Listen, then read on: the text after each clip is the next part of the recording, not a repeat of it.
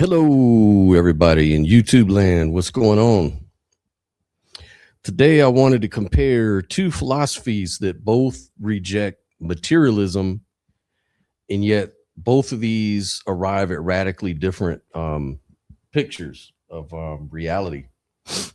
One is, of course, Bernardo Kastrup's Analytic Idealism, and the other one is Madhyamaka tradition of Buddhism. And I'll get into both of those for any who aren't really familiar. But at first glance, they seem sort of very similar, if you didn't know, in the sense that matter is ultimately fundamental. And both reject naive realism, but both argue that reality is not what it appears to be. But I think one of these views arguably pays a much higher metaphysical tax than the other. So I've kept the tax ledger, like a metaphysical tax ledger. So every time a theory introduces a new invisible mechanism to explain the world, it pays a tax.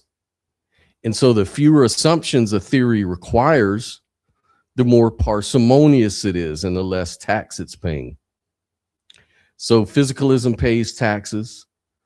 It assumes there's an objective physical universe experience existing in space-time. You know, it has to explain consciousness.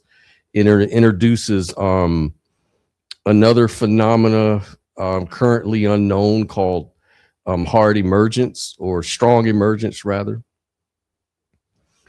So it's got a few taxes that it's paying right there. You know, suppose two people stand beside the same tree. I mean, physicalism offers a very straightforward account. There's just one tree. The light reflects, you know, from its bark and the leaves. You know, as they say, the photons enter two different pairs of eyes. And so each observer constructs a slightly different perception from the same external event. And whether this explanation is ultimately correct, you know, I don't know. But it's at least structurally simple. But it has to explain, why is there an experience of the tree in an observer at all? And it has to explain how it comes about, because it does have a story, either identity theory or some form of strong emergence. In both cases, it has to be assumed. It's not something that is known, you know, so it's introducing something different. You know, the other thing is with physicalism, you know, it's not just how an experience would arise, but why is there an experience at all? Could it go on in the dark? You know, it introduces the hard problem of consciousness, you know, which entails like the unity problem, you know, how you get one unified experience from, you know, this combination of material. You know, at what point does it become experiential? You know, all these are sort of common issues assumed. And materialism or physicalism doesn't present even one theory on how to explain even one experience. And so as a response to that, you know, you have idealism, like specifically analytic idealism, which would say there is no objective tree independent of consciousness. So instead, disassociated, what he would call alters within a universal consciousness, somehow experiences what appears to be the same tree, you know, intersubjectivity. So to preserve intersubjective agreement, the theory must explain why these two private centers of awareness consistently encounter matching experiences, despite them having different histories, priors, expectations, you know, their mental states, emotional states, perspectives, all of that stuff has to be explained. The apparent solution is like a vast psychological architecture. It's called universal consciousness or greater mind. And then we have disassociated alters, a lawful relation between mental activity and physical appearance, a mechanism that would guarantee like some sort of stability there, like of that shared experience. So in effect, each observer's experiential, what Castrop would call a dashboard, remains synchronized with every other dashboard while preserving individual perspectives. So the question is whether this reduces explanatory commitments or if it just, sort of relocates them, right? So like imagine two hikers reaching the edge of the Grand Canyon, right? So both see the same cliffs, both agree where the trail begins, both independently avoid stepping over the edge. Yet one is sort of grieving and the other is exhilarated. Their experiences differ, but their behavior coordination remains stable, essentially here. Physicalism says there is simply one canyon.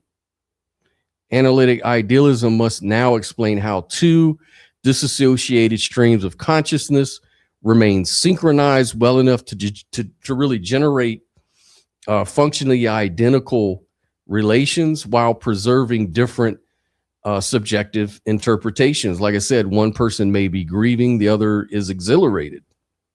So this may lead, it could be arguably, it leads to what I discovered is called the redundancy fallacy. I wasn't really familiar with this before.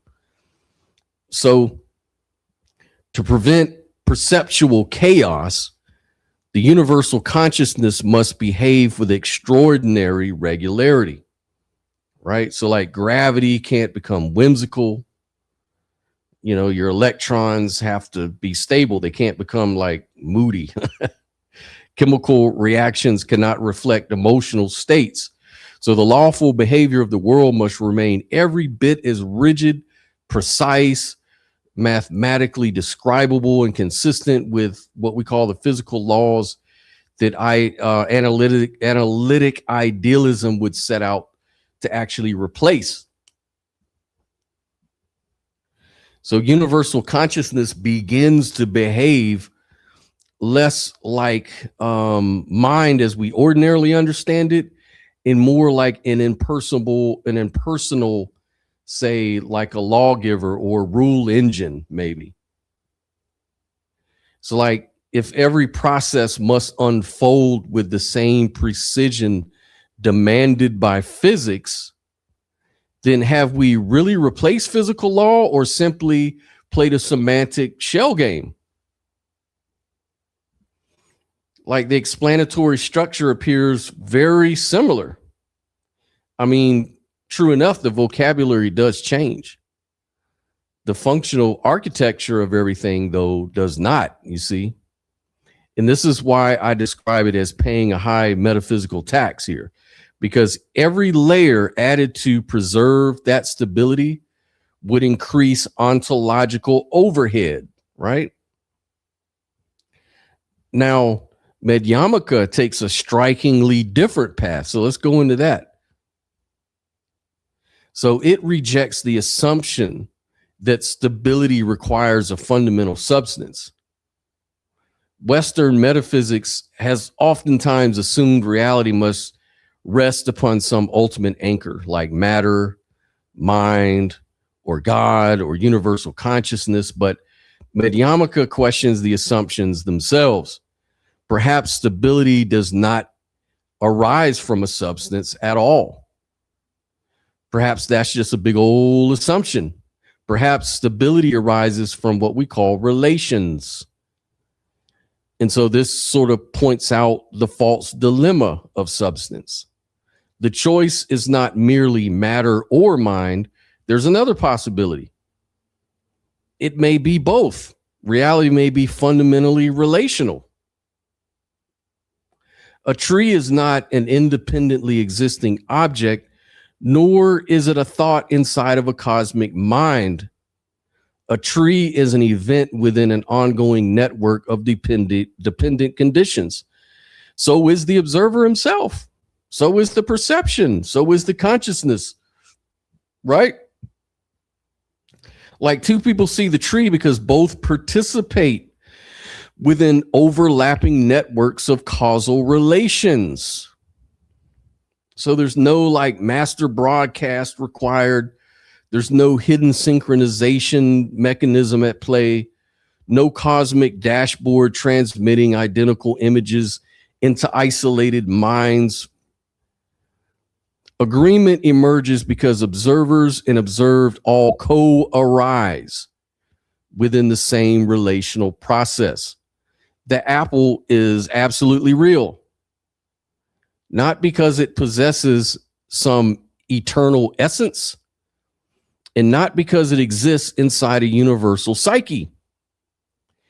Simply, it's because it has causal efficacy. You know, it nourishes people. It falls from the tree. It bruises. It can be eaten. You know, its reality is functional rather than substantial. So its stability comes from the persistence of relational patterns. Consciousness itself could be understood in the same way, not as a substance, not as a private dashboard enclosed behind somebody's eyeballs, but it's more like an open field of intersubjective relations. Every perceptions change, every perception would change the perceiver on this view, right? Because memory reshapes your expectation. Expectations would sort of reshape your perception. Perception reshapes your future memory. So observer and observed continually co-create one another. You know, there's no sealed mental containers requiring any synchronization.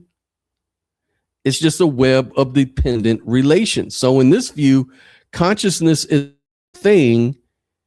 It's an activity, not a substance. It's a relation, not a hidden container, an unfolding process itself. So this is why you could say that Madhyamaka offers a more parsimonious metaphysic.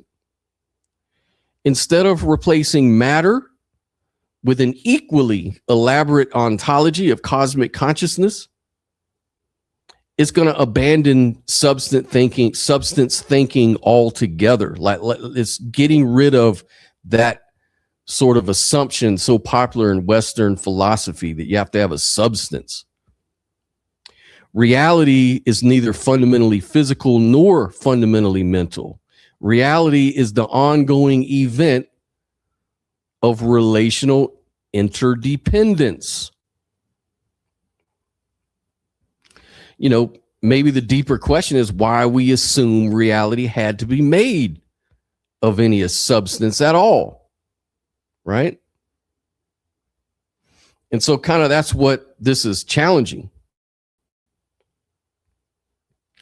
And, you know, we want to take a look at all this stuff to see, you know, which teaching really is going to cohere with, number one, with our experience of reality, with logic. You know, is logic something we can sort of rely on here, or do we have to look at paraconsistent logics? Because, you know, when it comes to cause and effect, you know, every effect has a cause, and every cause came from something. You know, it's this whole first cause thing, you know, and this is also embedded in our Western philosophy, especially in like theism. Even the idea that the material causes the experiential, like the brain causes experience. You know, this is an assumption. Even on the scientific method, we can now question whether causation and time and all that stuff is even as fundamental as we think it is. It may be an emergent property, you know, some kind of emergent property. Or maybe it's just some sort of relation. Maybe that's what reality is. It's just a big relational, backdrop that we participate in, right? And so, yeah, if there's any dual, idealists that want to challenge this, feel free. Come on through. I have the link here. We can talk about it. Physicalists, same thing. The challenge is for you too. I think this is exposing a lot of things here, especially like I looked into some logical fallacies. If you do want to look at logic, and if that carries a lot of weight with you, then you want to consider logical fallacies. Like there's this thing called the appeal to the unobservable fallacy. And that's a claim where no possible evidence could ever prove it wrong. And this seems to affect ideas of cosmic mind, for example, or the material world. The world is fundamentally material. Those are appeals to the unobservable. Then there's also the shifting the burden of proof fallacy, which would demand critics to prove a claim. Now, a lot of idealists will say consciousness is fundamental because it's the only thing we know. It's the one thing we have access to. And therefore, you can't question, the claim that reality is fundamentally consciousness. Could this be a shifting of the burden? Maybe. Appeal to possibility fallacy. That's like when you assert like, well, it's possible that the material world is all encompassing. It's possible. Therefore, why not? Usually people will say that. Why not? That when they say that, they're appealing to possibility. They're saying it's possible, so why not? Why can't it be the case? But you see how that's underdetermined, because you can say that about just about anything. You can assert that a cosmic mind could possibly exist. Therefore, it does. Why not? So you can say the same thing about a God. Maybe it's possible that a God exists. You can name off a myriad of different gods, and each one you can say, why not that God? It's possible. So, you don't want to fall into that appeal to possibility. So you want to keep that in mind. So like to go a little bit more into this concept called sunyata. So this is often translated from Sanskrit as emptiness. It's one of the central concepts of Mahayana Buddhism. And despite the name, it does not mean that nothing exists. A lot of people say that. It means that things lack inherent, independent, self-existing essence. Kind of like a rainbow that is real, but it's intangible or ungraspable. Like it acknowledges practical reality without reifying things as ultimate substances. So this would dissolve the mind versus matter dilemma. And this can matter like with regard to ethics. Like according to Buddhist thought, suffering comes largely from treating impermanent, interdependent things as though they were permanent and independently real. So recognizing emptiness can reduce attachment because it changes how we relate to experiences. Like your possessions are temporary, your identities will evolve, emotions arise and pass. Relationships are really dynamic. Success and failure is sort of subjective and relative, and they're not really fixed. So the goal is not indifference here, but just greater flexibility, compassion, freedom from clinging and blame and all of this kind of stuff. That's kind of the import ethically for that. Hey, Neil, how are you doing, girl? Hey, Joel. Joel says, hope everyone is well. I'm a bit busy at the moment, but I'll tune in when things settle down. Cool. I'd really like somebody to sort of jump in if you could and challenge any of these things. I do speak a great deal about idealism. But, you know, I learn every day and I'm constantly open. I'm not emotionally committed, you know, to some sort of metaphysical view. I just admit when one model compared to another may be more, you know, virtuous. If, you know, if we can define what is metaphysically virtuous referent, then we can kind of look at that stuff, you know, and compare. And so I've just been looking lately at other views. Hey, Neil, how you doing today? Hey, I'm doing all right. So I kind of missed the beginning. I just got in. What's been established so far? Yeah. So what I'm doing is looking at idealism versus materialism or physicalism, but then seeing if there's even a better way, like a third way, okay, rather than matter versus mind. Yes. Okay. So this has been something I've been exploring on my own, and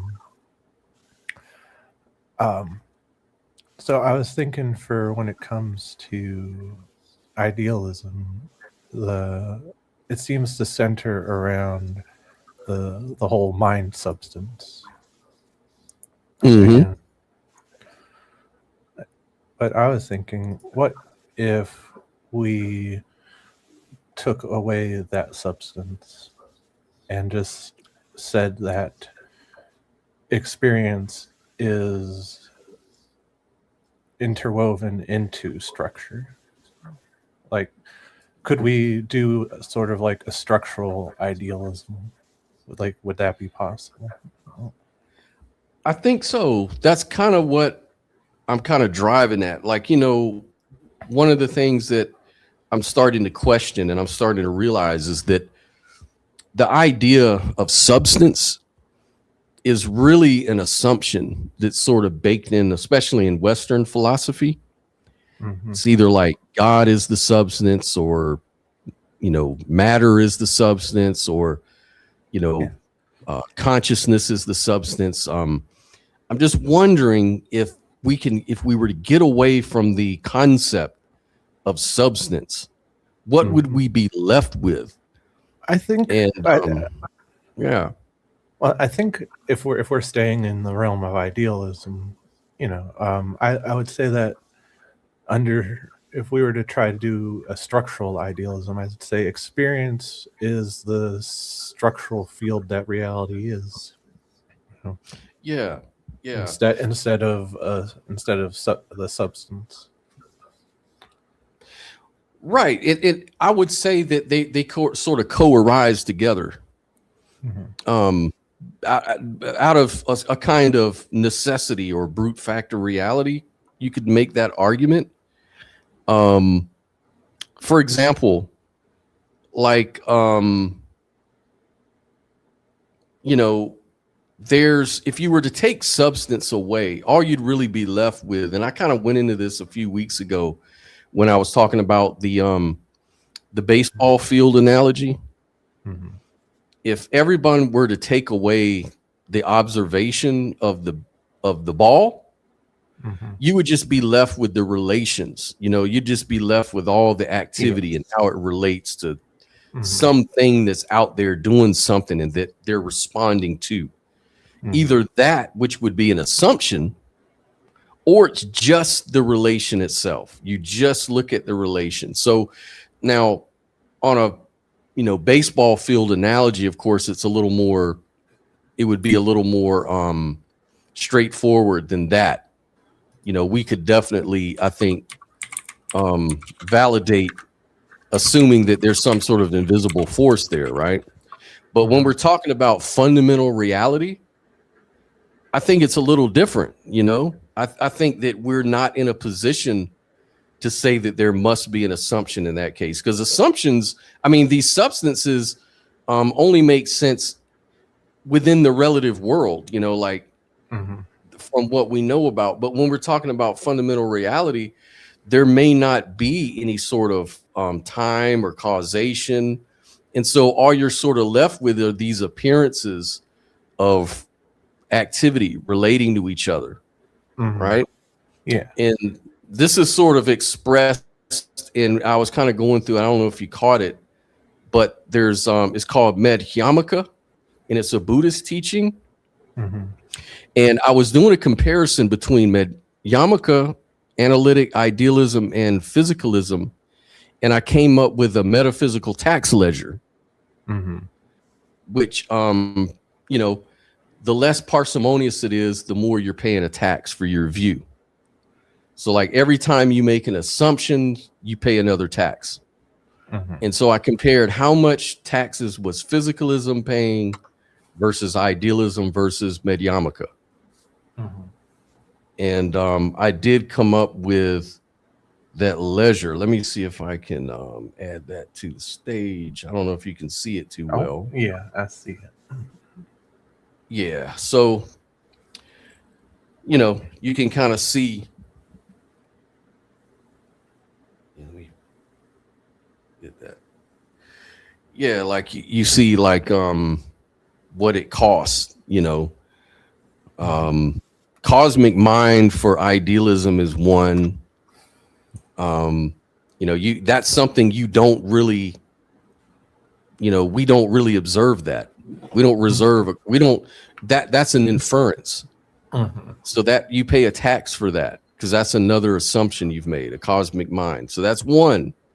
Physicalism would say the laws of nature, or the what do you call it, the materialism. That would be its cost. But notice those are substances. So those substances impose a tax, whereas Madhyamaka doesn't impose that tax at all, because there is no substance. And it just goes from there. When you follow from it, like with idealism, you have to import the idea of disassociation, the alters, what mechanism will synchronize everyone's intersubjective experience, say of a tree or an apple. Like one person, like I was saying in my example, you can go in the desert, you see this big, like the Grand Canyon or something like that. And some people, when they reach the edge of the canyon, some people are distraught with fear. Another person is in awe. What explains their different subjective response? Because the canyon seems to be causal, so it's causing a way of experiencing that. Now analytic idealism is sort of saying that, well, that's just the object is the cosmic mind. It's like frozen. It's just as impersonal as what the physicalists would say about matter.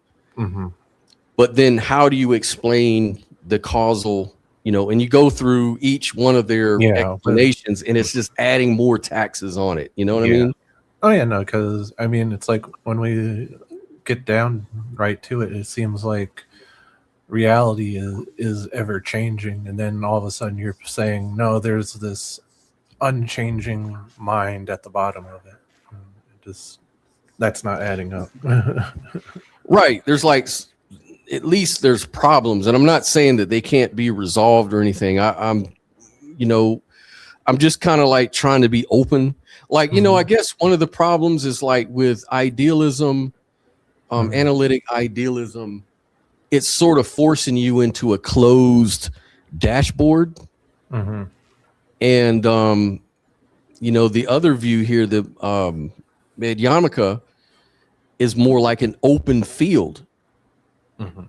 So it seems to lend itself to more explanatory power when it's not closed up like that. Mhm. Yeah, and that seems to also be pointing in the same direction of like structural idealism, where Yep. basically I feel like a good analogy would be music without a player. So there, reality is like music, but there is no separate musician or instrument behind it. What exists is the pattern unfolding itself. Yes. Notes are not produced by something behind them. The music just is structured unfolding. So experience is the music as it appears. Structure is the rhythm, the harmony, melody relations. Objects are the reoccurring motifs. The laws could be like the harmonic constraints, and invariance, which is what survives change, is just the motifs that survive transposition, tempo change, variation. So, Oh yeah, that's really good. A good example for that would be like I don't know, say like a tree depends on what, water, sunlight, mhm, seeds, the time needed to grow, gravity, countless conditions, right? mhm, If you were to remove all of those conditions, there would be no tree. Therefore, the tree is really kind of empty of an independent essence, even though it clearly exists as a conventional object that we talk about. Like, and I would just extend that to say like people, thoughts, atoms, galaxies, emotions, the idea of the self and identity, stuff like that. mhm, Everything is relational rather than self-sufficient. So it's not a nothingness, which is a common misunderstanding I was bringing up, is to think that emptiness would mean non-existence. It doesn't. It really just means things exist, but not existing in and of themselves. Like form is, like there's a saying in it, in a sutra that says form is emptiness and emptiness is form. And so it's really saying the same thing that you're talking about here. There's that relational quality. You know what I'm saying? And I guess sunyata is like another way of expressing that idea of like a dependent origination, maybe. mhm, Like everything sort of arises because of causes and conditions. No phenomena sort of stands alone, but you could picture reality as infinitely interconnected, like a web, rather mhm. than separate object. And that's what really gives it its reality. Yeah. All of those relate. That's what gives it what it, quote unquote, is. Mhm. That makes sense. Yeah, and so for the way I'm seeing it, experience under this is just the total field of structured appearance itself, where structure is primary and there's no underlying substrate assumed. Mm-hmm. Mm-hmm. Yeah. And I don't know if, analytical idealists would go with that, but I would say that's just one way of looking at experience if we were to put experience within structure itself. Yeah. Yeah, because there's no denying that like experience is so fundamental, at least to epistemology. Mhm. And so it's really something we have to deal with. Like we have to really put that up there in the primary categories, at least with epistemology. Mhm. It's hard to get from epistemology to ontology without imposing a tax. But it's just that when you make that move, there's a particular way that you have to approach it. Like you can do it with analytic idealism, but if you do that, you're imposing all these other taxes by Mhm. treating it as a substance, right? Mhm. Whereas what you're saying is by not treating it as a substance, but more as like a relational quality that's sort of embedded in reality rather than some external substance that we have to really, you don't impose any tax at all because you're not saying there's any substance that has to explain anything. You just look at all the things. Yeah. you just acknowledge the things, And the heart problem still dissolves because it's like, so the beauty of it's it, idealism still. Yeah. Yeah. So yeah, because the core move is experience is fundamental but structured. So the explanatory gap is replaced by invariance-based structural ordering. There is only structured experience, and what we call physical reality is stable structure within it. Yeah. Exactly. And that's why I built, after looking at your model, Nell, that's where a lot of the inspiration comes from to really, because, before that, I really wasn't looking at, I really was only familiar with really 3 views on metaphysics. God, well, there's 4: God, atheism, material physicalism, and idealism, or panpsychism, you could say, I guess. Maybe 5 different views I'm familiar with, but each one seems to have, some problems, metaphysically. And reading through your model, you seem to be wanting to address the problem with the idealism. Like you're trying to figure out, well, wait a minute, how though? Like how are the things being grounded, and why is the grounding into substances that are so hard to really pinpoint? Like, are we really saying that reality is a dream, and how do we really sense of all, you know what I'm saying? And I get it, it really kind of piqued my interest, and I was like, yeah, I think she's got a good point here, because I've got to come up with some sort of other, maybe addition to add to that, or something that makes sense. And the only thing that I can say is just to agree with it is mainly just the relational quality of life, that really grounds what we call metaphysics, because you can't really ground it in a substance, because where are you going to point to? Materialists, they like to point to matter because it's part of your experience. But I mean, your experience is part of consciousness is part of your experience, being conscious. So it's kind of arbitrary at that point. Yeah. Because, it's not to say, there's no issues with this, but to me, it's if we're just trying to dissolve the consciousness problem, like it dissolves by removing the ontological gap entirely and replacing it with invariance-based structure, and so problem solved. But of course, you can then ask, why this invariant structure, and modal grounding question of, why do transformation spaces have consistent constraint structures? But those are not the hard problem of consciousness issues anymore. They're, more structural metaphysics questions. I'm, like I said, Right. and I'm still, I could see a lot of idealists say, well, where's your grounding? Where's the grounding, though? You got to have your grounding. But that's the question on the table. Like, why should there be a grounding?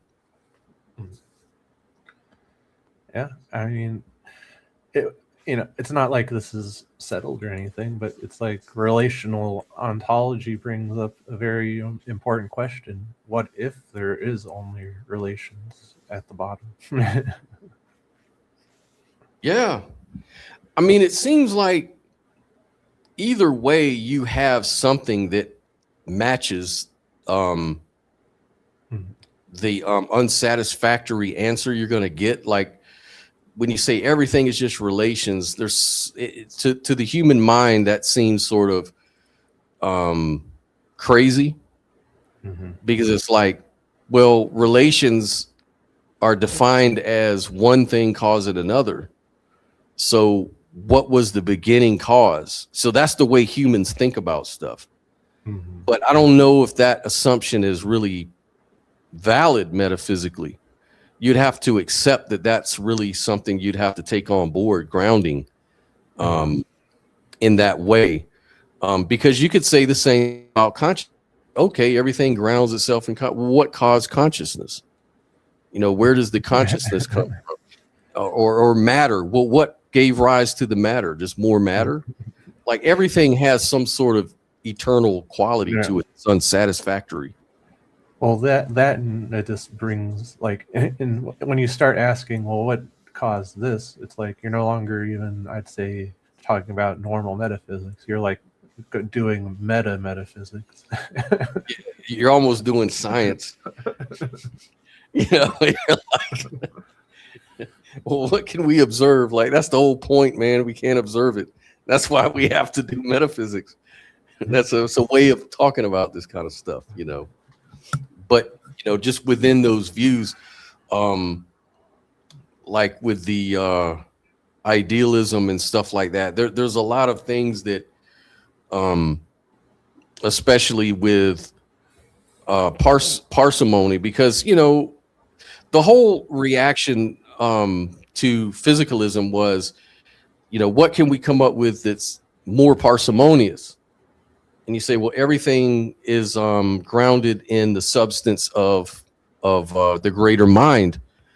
That dissolves the hard problem of consciousness. Yes, there's at least one assumption there, but at least this assumption is not invoking some strongly emergent explanation for everything else, which is another tax that physicalism imposes, right? So you're trying to get away from those taxes. But then when you look closely at it, I just question, like, well, how do we get, subjective, private impact or impression from the same intersubjective facts about the world, without imposing some other thing, like it has to be synchronized. The greater mind sends a signal and it synchronizes all the independent, disassociated minds that are looking at the same object to see it in their own specific way. But that's just adding so much. It's almost like doing the same thing physicalism is doing. You're just changing the vocabulary. It's becoming kind of semantic. Like, no, I agree, and I would say, when it comes to what seems to pay the least amount of taxes, it's invariance under transformation. It's yeah, the I think, relations. the relations, because there's no, it's just that the problem, again, just like with idealism versus physicalism, the idealists and the physicalists will both say, well, where's your ground? What substance are you grounding it in?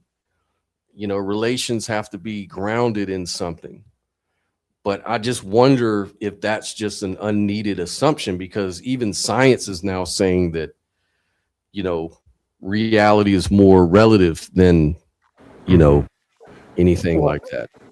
Well, I mean, it seems like relational ontology is a direct consequence of, our advances in science. It's like when we get down to the quantum level, it's like all we see is all we the best way we can make sense of it is through relations. Right, exactly. Like, substance is sort of assumed because, cognition and, all of our classical explanation always prefers things over relations. And we love to use those things to stabilize, like stabilize changes, causation, identity, even the underlying reality that we talk about, though may not require them. So, is the category a psychological inevitability? Is it like a psychological thing that we're all just prone to assume? And I think that that's very possible. Mm-hmm.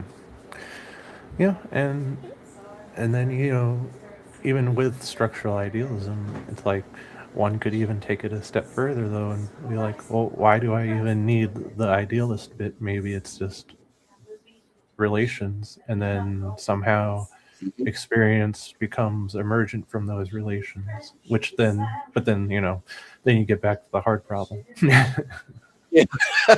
Yeah, that's what I'm saying. It's like, how does the relations explain conscious experience of the relations? That's why I'm kind of like keeping it open, you know, and maybe saying that everything co-arises together would probably make more sense. But you know, the universe is under no obligation to make sense. So we just all have to acknowledge that part, you know. Mm-hmm. I mean, it's one of the reasons why I still remain agnostic, even though I've, you know, been enjoying exploring all these different avenues. It's just, you know, when I look at all the different models, it's like either one Right. of these could be Well, true. we could look at it in like a pragmatic sense too. Like, what sort of pragmatic value comes from either view? Would come from either view. Like, and I'm thinking especially in terms of ethics. Like, you know, if you have this sort of relational view of reality, it seems like you could really sort of base your ethics or ground your ethics, if you will, on that too, to be more compassionate for like circumstances out of people's control, you know, that people are just always in flux. Their mind changes at all times, you know, identity changes and evolves and all of this kind of stuff. Our knowledge increases, you know, and so you become more compassionate when you look at it like that. Whereas if you look at it as in a strictly theistic way, for example, it could be, there'd be more room for judgment because, you know, you have the reality of free will. You know, you are totally responsible for everything you decide to do. And so you have more of a, you know, sticks and carrots kind of system at play when it comes to morality or justice or things like that. And I'm just wondering, which worldview do you think lends itself to a more pragmatically ethical world? I mean, just on an intuitive level, I would say the one that I would say both idealism and relations probably wins out over more physical monism. Mm-hmm. But I'm just saying that's just on a surface level, intuitive level, and you know, Yeah. and that's just because, you know, the intuition, there feels like a stronger intuition that we're all interconnected. And while you can still make the same argument on the physicalist level, it feels like it's even on a deeper level. If that makes sense. Mm-hmm. Yeah, I'm just sitting here thinking, because, you know, the thing about physicalism, physicalism is sort of, at least it lends itself to the method of science really well. And science has really been able to progress because of the laws of nature, pattern structures. We're able to, you know, make really good inferences and get technology and medicine and all that kind of stuff, you know. Mm-hmm. But where it doesn't really fit in, it doesn't fill in the meaning, like the meaning behind doing anything, you know, like what's the meaning behind building a nuclear bomb? You know, yeah, you can do it. Science can give you the ways to do it, the material, material science gives you the way to put all that together, a nuclear bomb, right? But then it tells you nothing about how to use the bomb or why you even created the bomb in the first place. Those sort of things lend themselves more to, more consciousness driven worldviews. They would have to do with free will, ethics, objective morality versus subjective morality. Is there such a thing as an objective morality? Then that makes building nuclear bombs sort of neutral. Even bombing people is sort of neutral, because, on one view. On another view, you could say that, it's subjective, but we can ground it in our agreed upon goals, as a people to, like more humanistic sort of goals and things like that. But I wonder, is that mainly grounded in materialism or idealism? I wonder, or either way, because it just seems like in some cases, at least with analytic idealism, it seems like it's doing the same work as physicalism. It's still just as cold, calculating, uncaring. The greater mind isn't like a God, a loving God or anything like that, So it's just as cold and, in its ontology. In that way, it's sort of amoral. So I'm not sure if you can ground morality in something amoral. But I may be thinking about this all wrong. I mean, to me, the important thing, like, is the cosmic perspective. Like, to me, like, that is what helps transform your ethics. Which, like I said, it might not be like, take physicalism, monism. It might not be as intuitive, as super intuitive as the others, but you can still get a cosmic perspective from it. And once you see things as everything is interconnected, it's like that helps strengthen what I would hope is already, a good moral foundation. Mm-hmm. Yeah. And, ultimately, I think that, when it comes to ethics, it really doesn't matter. I know just as many theists that are just as good or bad as atheists or materialists or physicalists and vice versa. I think it really comes down to, how people feel inside is what kind of directs and influences their behavior. If you're angry, you're probably not going to be the most positive person to be around. But, I think that the worldviews have very little to do with it. So I don't know, but it is still a good thing to question. I mean, if you're into philosophy and into, analyzing different frameworks, I mean, I guess the import of it is the fun, Mm-hmm. We have a hunger. It's hunger. Well, it's like, to me, what's going to,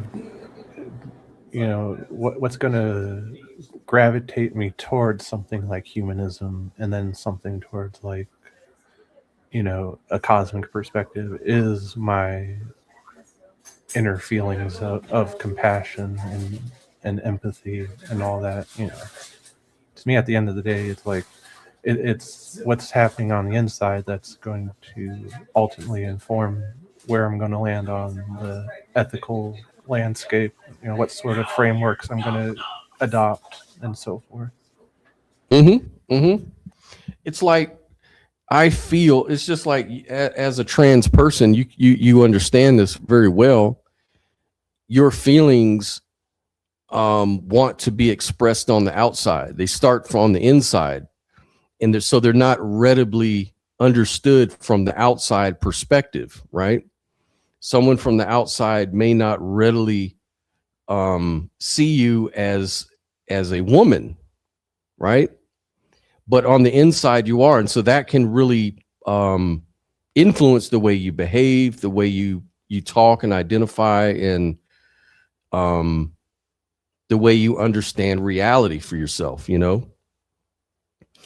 And it's the same with me. I see myself as a man or whatever, and so I dress a certain way, talk a certain way, act a certain way.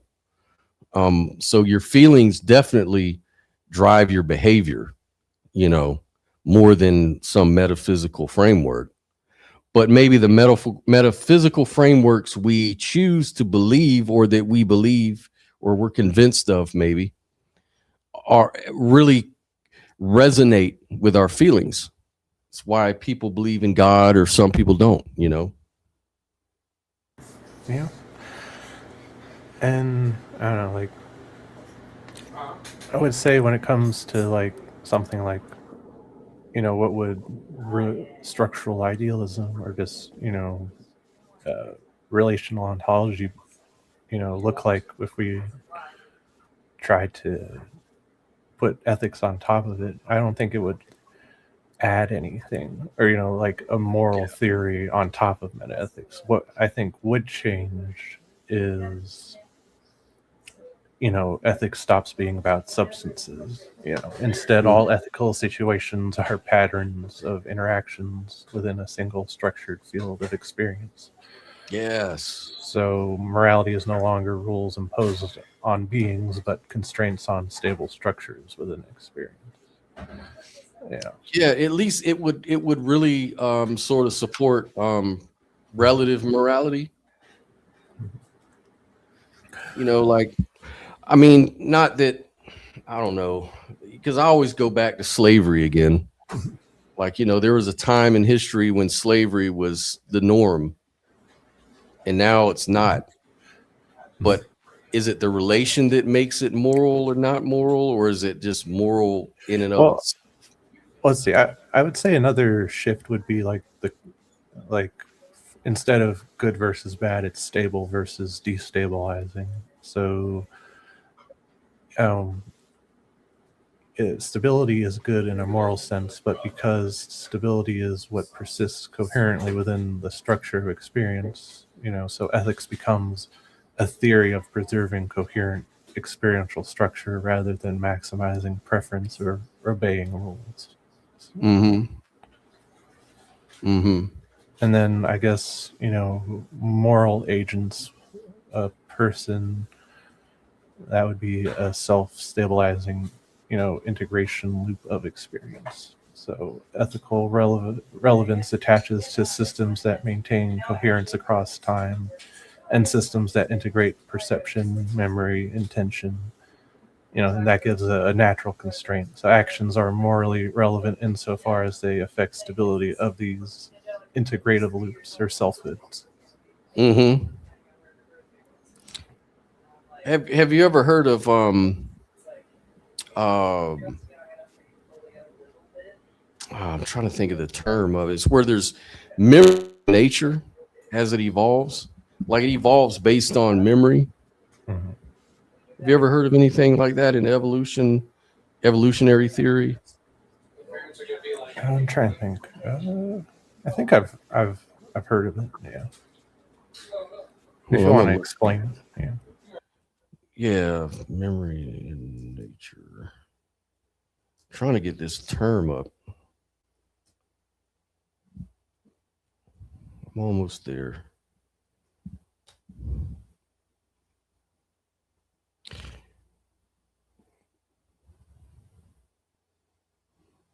Come on.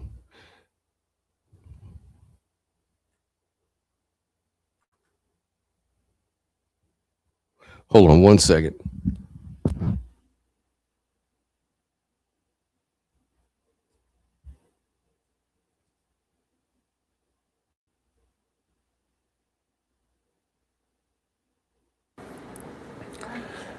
Well, let's see, while you're doing that, I can I can still explore the, I guess you could say, the consequences of structural. I was just talking about epigenetics. That's what I was trying to say. Okay. Like how, like biological memory, like environmental effects can leave marks, like sort of influence how genes are expressed. So it's like in biology, it sort of remembers experience across generations. And so again, that's sort of how you could look at that in terms of ethics and morals over time in cultures, how memories sort of get adapted into human beings over time. And then those things become, memes in culture. I think call it memes or whatever. Like adaptive memory can sort of shape genetic evolution. Yeah, like, traits initially produced by the environment become genetically encoded. So it's like a memory process. So yeah, and and that would also help clarify that stability in this sense is not keeping everything the same, but under structural idealism, structural stability cross transformation. So ethical improvement can include transformation that increases coherence, restructuring that removes instability, evolution toward more invariant forms of integration. So dynamic stability. yeah, because see, the reason I would bring that up is because remember, idealism has to account for all that. So it's going to start with the greater mind, and it's going to go to the disassociated alters, but then it's got to explain all of those, epigenetics, the memory, and how it sort of gets entailed in, the DNA, and like it creates this entire natural selection as a historical recording system, if you will, of adaptation. Like, how does the idealism put all that together? And it seems like it's going to have to go back and impose more taxes, Yeah,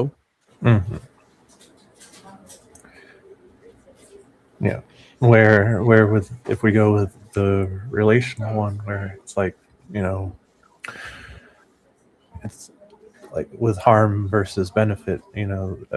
Harm would be disruption of stable experiential integration. So, for example, breaking cognitive continuity, destroy coherent agency, inducing fragmentation of the stable structure. So, benefits would be try to be reinforcement or preservation of that stable integration pattern. And when it comes to inter-subject ethics, why others matter, since there's only one experiential field, other persons are not separate substances. They are co-stable centers of structure. So ethical relations become interaction between overlapping stability systems within the same field. Right. So this implies harming others means destabilizing the overlapping structure that you are a part of. So cooperation is mutual reinforcement of the stable patterns. Yeah, exactly. It's it's exactly right. Is that it's all part of the same, and the one, and it's parsimonious because you're not introducing something we don't know. We do know that there is just change. There is nothing but change and flux, and then there's relations to all of that. And under structure idealism, the ethics is still non-dual, so that doesn't change. Right. And Exbuse says that isn't why others matter. Well, no, but I mean, we're not we're talking about meta ethics here. Like to me, that's a category error. It's like we can talk about why others matter, but like I would say on a we can give a reason why on a meta level why others matter. Right.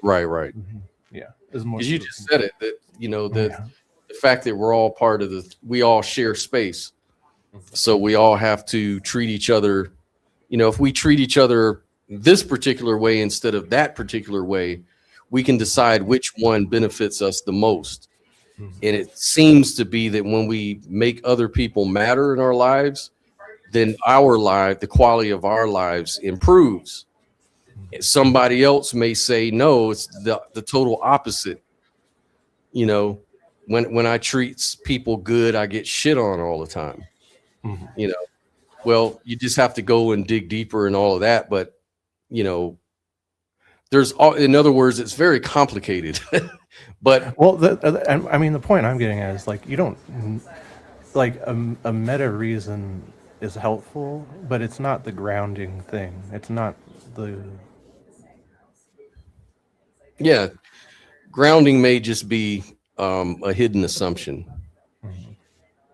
Because, Explanatory says, give the reason on the meta level. Don't just say there's a reason.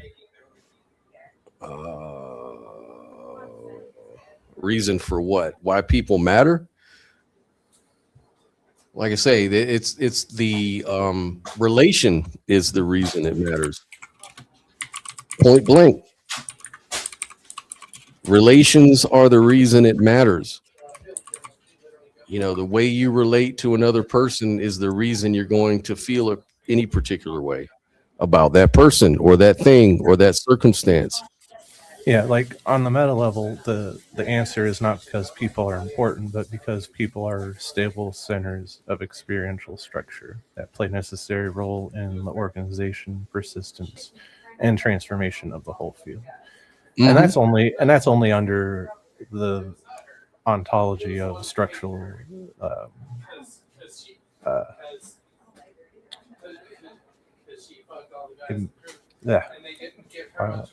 the word escapes me. Idealism. There we go. Couldn't think of idealism. Explanatory says we have the relations as separate individuals. Yeah, relations sort of imply there's two things relating. There's more than, there's no relation when there's only one thing. Relations depend primarily on there being, something else, like an subject-object split, sort of relies on that subject-object split. But what's the point? What is your point?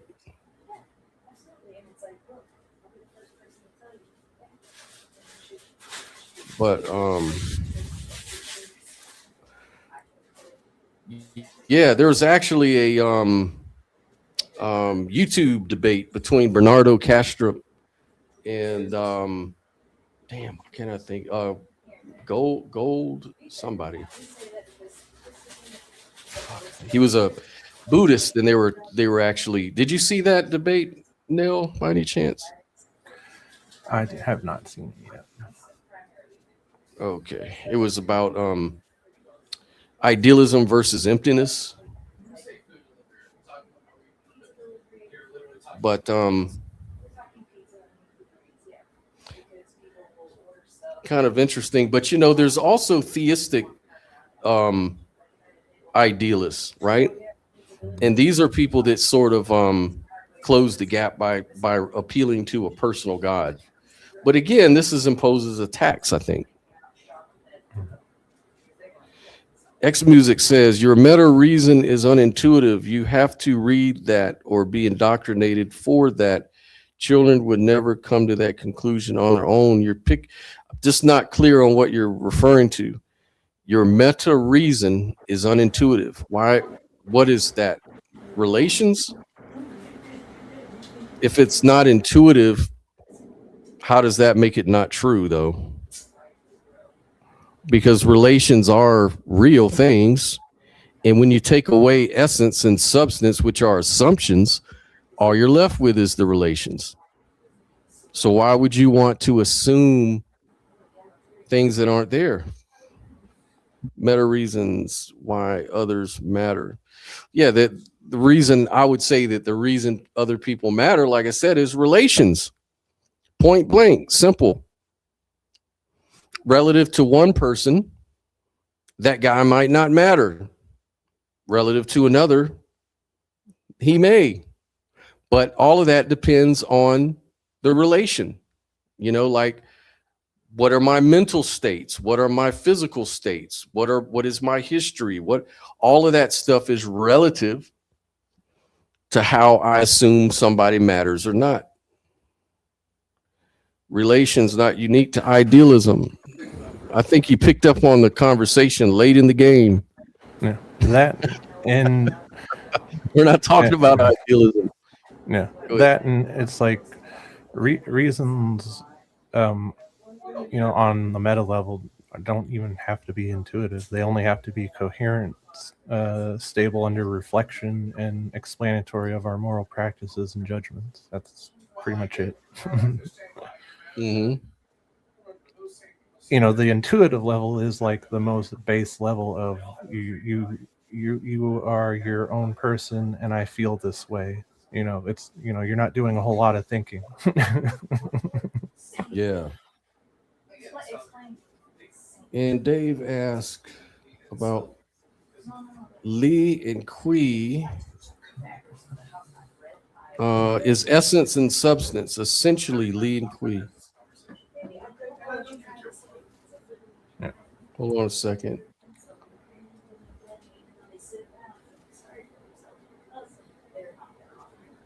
You said substance.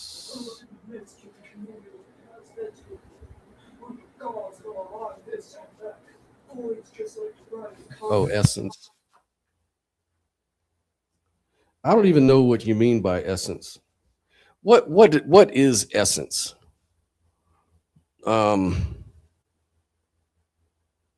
Because again, like if you take away like the essence of a tree, what is the essence of a tree? If you take away, the watering, the seeding, the oxygen, the gravity, all of that stuff, there is no tree to talk about.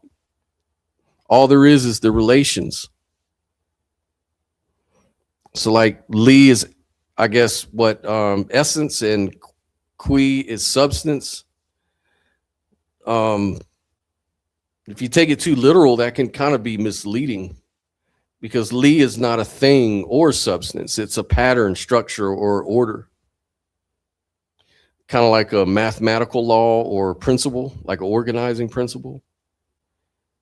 It's what makes a tree rather than just stuff, right?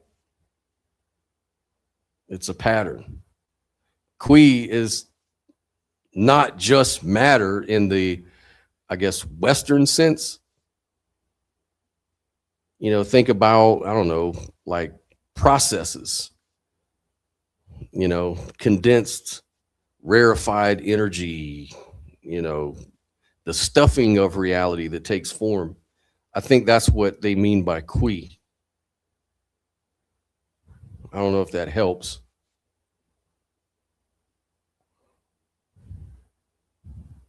What do you think, Dave? You can always call in and ask, because maybe I'm not clear on what you're asking, but and X Music says intuitive is just thinking, investing in word salads where words no longer represent things that actually exist is wasteful thinking.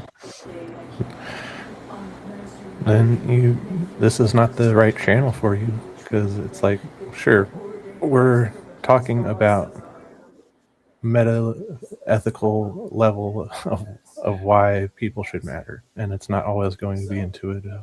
And it's if you don't want to talk about meta ethics, then we don't have to. Well, X Music is just a troll. He asked, I think he asked questions that he thinks are gotcha moment questions. Because one thing about him is he'll never come on the panel. And he doesn't really say he agrees or disagrees. He just throws out a whole lot of stuff. And yeah. Well, I mean, we can go through. Well, you don't have to. Well, let me say, he's saying that don't agree equals troll. Come on the panel and disagree. Mm-hmm. That's what I'm trying to get you to do, man.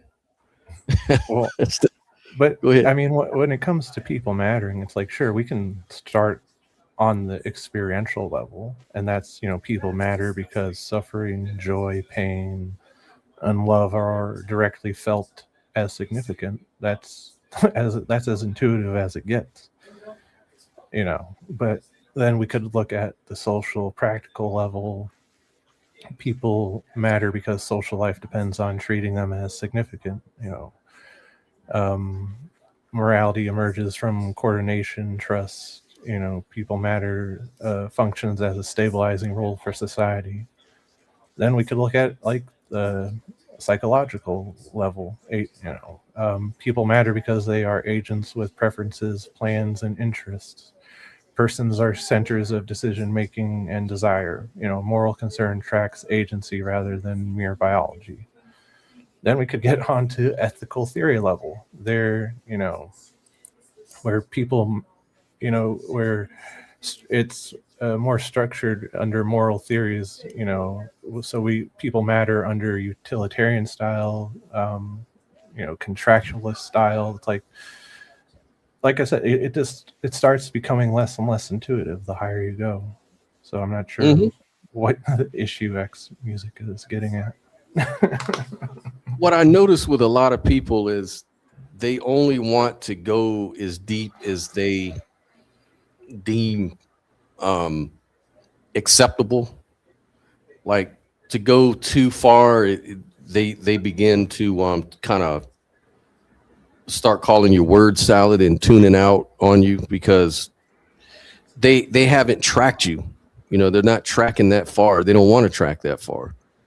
Like, for example, like evolution is a great explanation for the diversity of life on the earth, right? And if that's all you want to go, I'll just agree with you. Yeah, that works. It's true. Cool. But then if I start going beyond, relativity and start talking about, metaphysics and stuff and consciousness and, what is reality, then you have to start talking about, a lot of other concepts like causality. Is causality really intuitive? What's more intuitive, time and causes or relations? You start asking those questions. They are not willing to go that deep with you.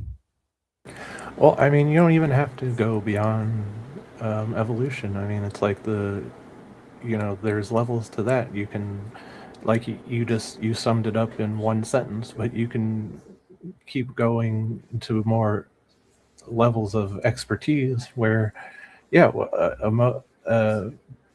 a biological evolutionist, trying to talk to you might sound like word salad, even though what they're saying makes complete sense.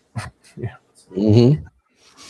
And see, this is what I'm saying. They'll say it's not relations; it's something else that grounds whether people matter.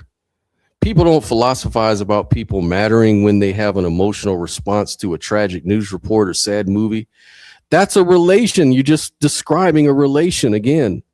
You're just agreeing with us. You're saying they have an emotional response. That means they're relating to a tragic news report. They're relating to a report. They're relating to a sad movie. Those are involuntary reactions, right? Without contemplation, right? So what is it that's relating to the sad news report, the sad movies, and the other things? It's going to be, maybe it'll be your genetic predispositions. Maybe it'll be all your priors. Let's just say all your priors, physical, mental, conceptual, all those priors are going to add up to how you respond to tragic news reports or sad movies, right? That's the relation I'm talking about. I was responding to physical reason you give for human empathy. Exactly. I said it was relations, point blank, period. I keep saying that to you, Exy Music. The philosophical reasons for human empathy are relations. And you're right. It's never a thought process. Exactly. It's a relation. Not your comments, your co-host. Oh, that's to you, Nell. So I don't know. I don't know what he's getting on about. Yeah, because you're just pretty much we're both talking about the same stuff. It's like all I was just talking about meta reasons, and yeah, they're not going to be the most intuitive. So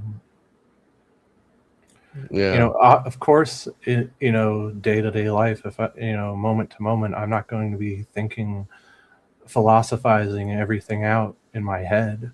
It's like, but we now have a time like this, this channel to think about these things in a more philosophical way. Yeah, and I think it's also it's an oversight. Like you're looking over the fact that we can respond to things in a conscious way, and we can also be responding to things in an unconscious way. Well, X Music, do you think there is no such thing as being able to ground caring about people on a meta level? Because that's just not true. Right.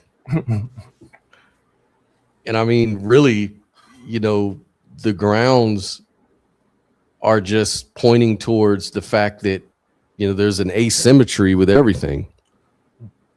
Just that alone is the beginning. That's the starting point.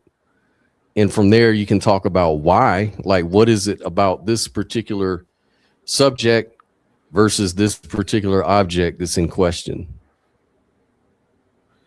Says extraneous, we care about people without much thought at all. Okay, and yeah.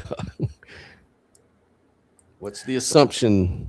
Like the fact is, meta ethic level, people matter because moral facts are grounded in some deeper feature of reality. This is how we got moral realism, where people matter is true because there are objective moral facts. It's how we get constructivism, where people matter is true because rational agents must construct norms that include them. It's how we get expressism,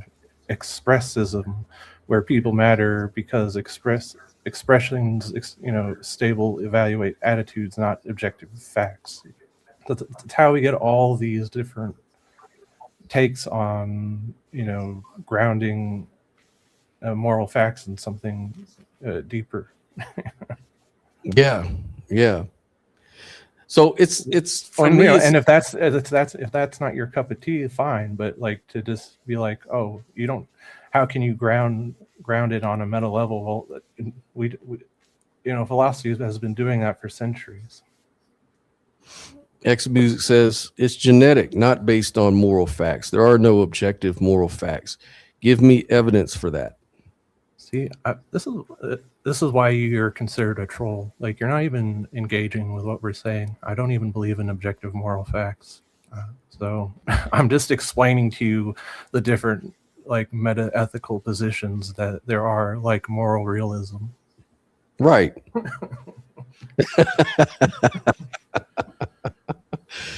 Yeah, you just say one word and their little head, their little antenna goes up. He said objective morals.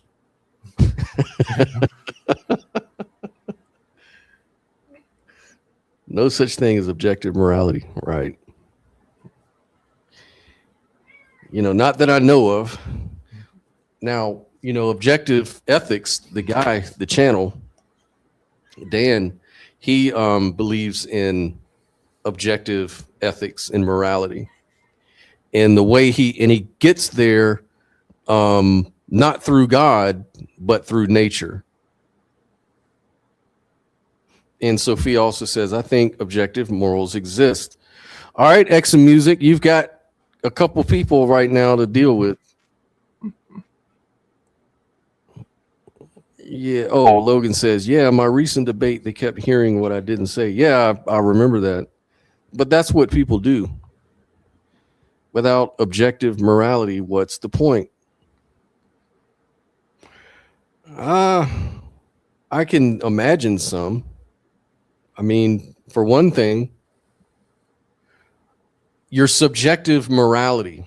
So what does that mean? That's your belief about what is the right thing to do, right? And do you base doing the right thing that you see the right thing to do? Do you base that on what other people say is the right thing to do? Or do you base it on what you internally think is the right thing to do? What has more value? Do you do things because it's been commanded to you to do things? Or do you do things because you subjectively feel a particular way about it? That would be the point of that. How would you defend subjective morality, Neil? Hold on just a moment.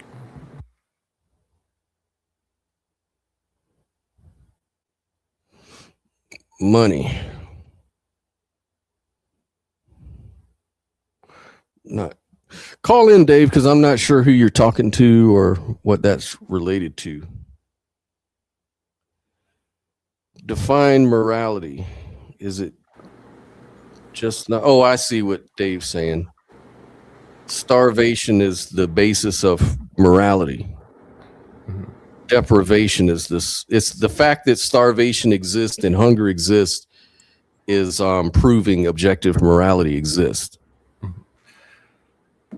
I mean, if there's no objective morality, why does anything matter? And I mean, just answering that, I mean, it's like, just because, let's say moral realism is false. To me, that then it does not follow that people don't care about things, suffering isn't avoided, love lost, and preference disappear, reasons vanish. Those things still exist as features of conscious experience, desires and goals, social relationships, identity over time. So mattering, doesn't disappear, it just loses cosmic authority. Yeah. I always like to say ethics and morality has both aspects to it. It has a subjective aspect and a objective aspect, right? Like, obviously you have to relate to some fact of the world, like maybe starvation, like Dave said, but that's just not enough. It's just not enough to say that there's starvation in the world, right? I could imagine, some kind of animal that knows that its own family is starving, but really isn't moved to do anything about it one way or the other. So there has to be something else besides just the state of affairs. So what is that subjective fact? Sophia would say cause and effect. Okay, but still, those are facts of the world. There's causes and effects. Okay. I would just call that the relations. We relate to causes by being the effect, right? That's what relativity is. Starvation would be caused by nature. It's not the result of moral, intermoral acts, right? But one could say that it would be immoral to not feed the hungry when you have the power to feed the hungry. Well, I mean, personally, I'm just of mind that you can't really get true objectivity. You can basically just get functional objectivity. Mm-hmm. So once we can map where our moralities overlap, we can form a framework or a system. And this is how, you get something like humanism. And then, and humanism has done a great job of this. Most countries have adopted some sort of humanistic framework. And it's how we got, the international rights or Bill of Rights or, and whatnot. So it's like, to me, that's as close as objective morality you're going to get without it actually being objective morality. Yeah, because some people, especially when not that I want to go into politics and all that, but some people say that, when you hear like, especially like I did this whole thing the other day. I was studying the brain structures of conservatives versus liberals, and liberals tend to be more caring type of people. Like their brain is structured in a way where they're open to new things, novel solutions. They're open to change, progress, and they're also open to out of the box ideas about dealing with justice and making the world, quote unquote, better. But they also see morality, by consensus. Most of them feel that morality is subjective. It's not objective. Whereas conservatives mainly see morality as objective, maybe by God or something like that. And so they have a more authoritarian, and they're more driven by, fear of change, fear of, different things. So there's different ways of approaching that morality. But one of the things that the say sort of undermines the progressives, liberals, is the fact that they say that morals and ethics are not objective. It's opinion. And so they'll say, how can you fight for women's rights and against racism and all that when, according to you, that stuff isn't really real at all? That's just social bullshit we've made up. It's imaginary stuff, right? And that's their way of arguing against progressive liberals, is they'll say, you're just grounding it in nothing. It's just your opinion, man. And conservatives will say, and at least we have a solid grounding. We have God to ground our moral prerogatives. We have something. We have a referent. Progressive liberals have none of that. But I think all of that is sort of missing the point, is that I think when it comes to things like morals, you don't need any weight. It's already weighted. Like, no one needs a God to tell you why torturing a little baby is wrong. It's wrong in itself. That's all that's all it is. It's wrong that exists. And that's what you're grounding it in, whether you want to call that subjective or objective or whatever. I think it's a little bit of both, Well, to me, it's just like they're not taking the position seriously if they think you can't ground subjective morality. It's like, just on like a systems level, it's like humanism or secular humanism. I've just like that. I've grounded it in something. It's like, yeah, there you go. And then on a personal level, I can just ground it within my own standards, and bam, I've grounded it. Right.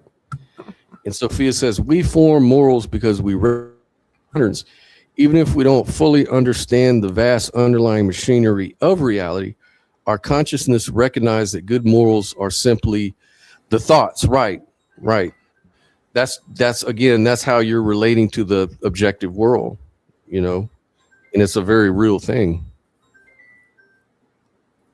Oops.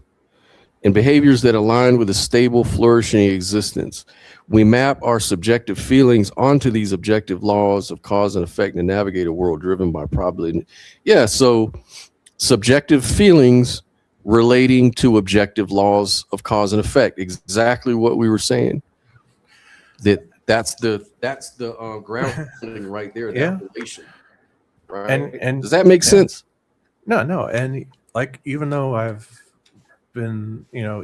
personally believe in subjective morality, I think earlier when we were talking about structural idealism on the meta level and trying to map that onto ethics, I think we were accidentally making an objective case for ethics there.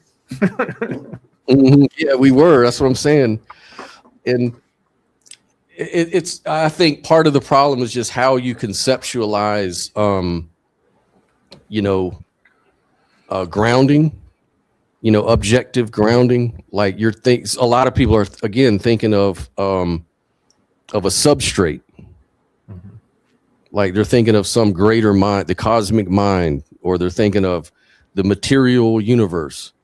That's where it's all grounded in, like nature or this cosmic mind, which can be natural too.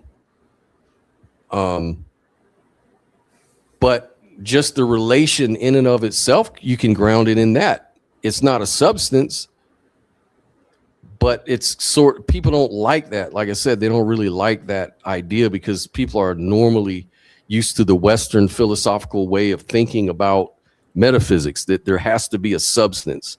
What is your substance that you're rooting it all in? Mhm. And instead of putting it into substance, we could instead ground it in relations. Right.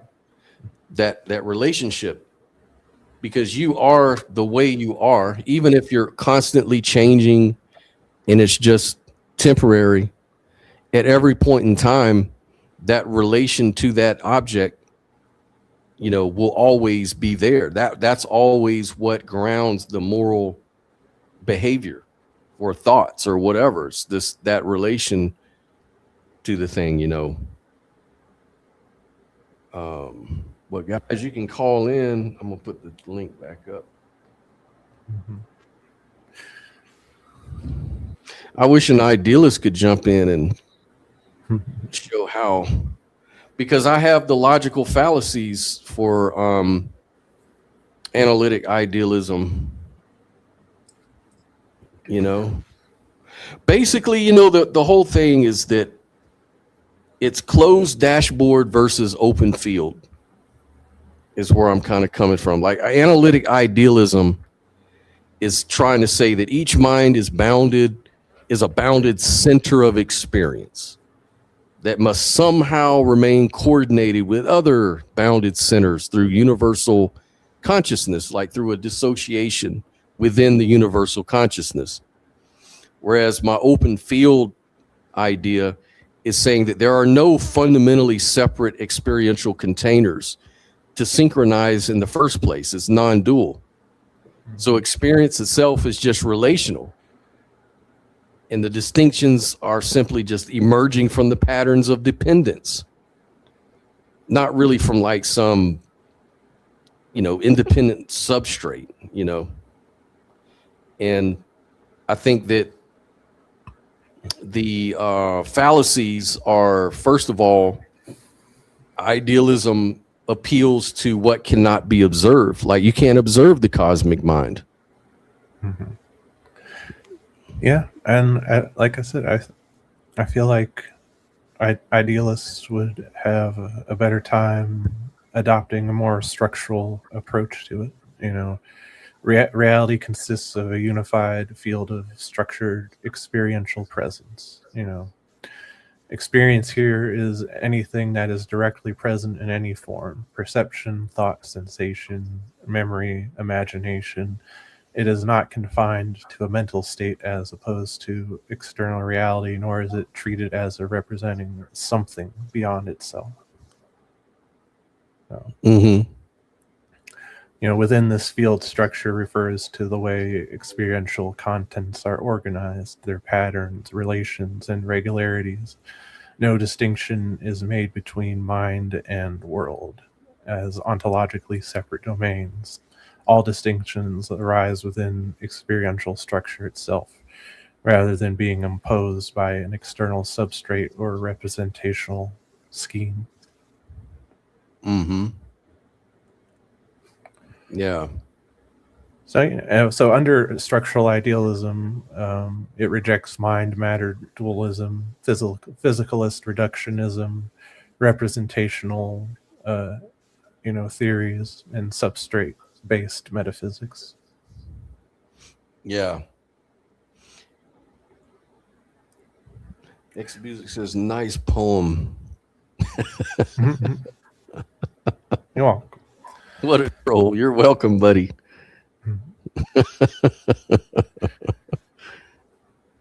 I don't even think they realize I don't even that, I'm not even trying to say this is what reality really is. I'm not an idealist, so I'm just, I like this is something I like and enjoy doing. Yeah, It's entertaining different ideas. Yeah, that's right. That's right. X-Men says, I'm wandering lonely as a cloud. No, you should find another cloud. Name the poet. Name the poet. Okay. Yeah, man, we love poetry here. What can I say? We're all poets, essentially.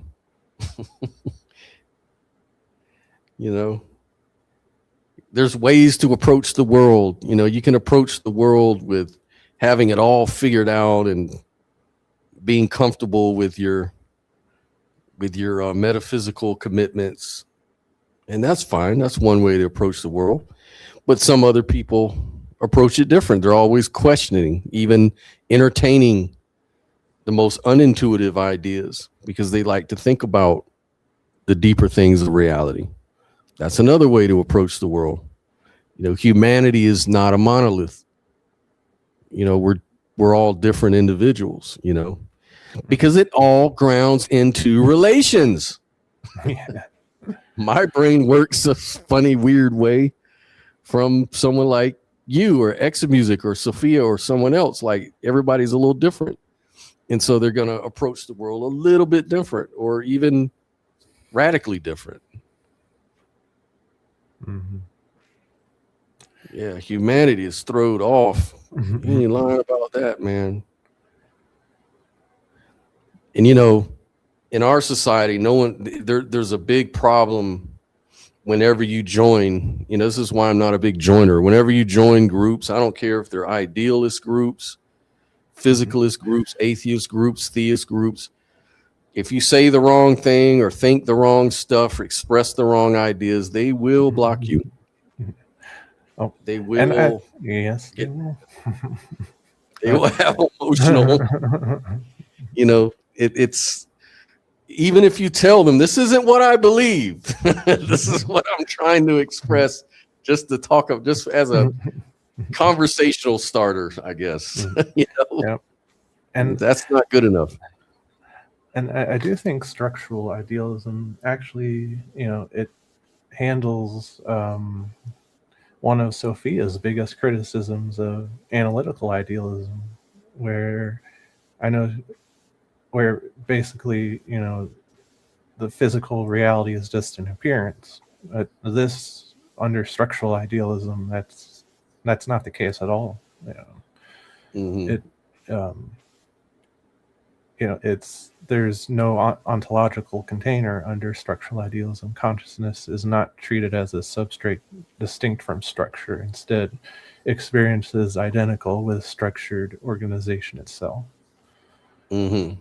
And then, its explicit grounding principle is, fundamentality is defined as invariance under transformation rather than being primitively asserted. And then its hierarchy isn't flat. Structural ordering emerges from stability relations rather than from mental partitioning or disassociation. So it tries to preserve the intuitive strengths of idealism while introducing more explicit account of the internal metaphysical asymmetry. So I also had this other thing I wanted to go through. This is do you know this person, Michael Jones? Oh, the one on the right? On the right, yeah. Yep, I've seen some of his videos. Okay, so he's an idealist, Christian idealist, and he's talking to an atheist trying to defend the impossible. That's what the thing is. I just wanted to play this a little bit, see what you thought. Hold on.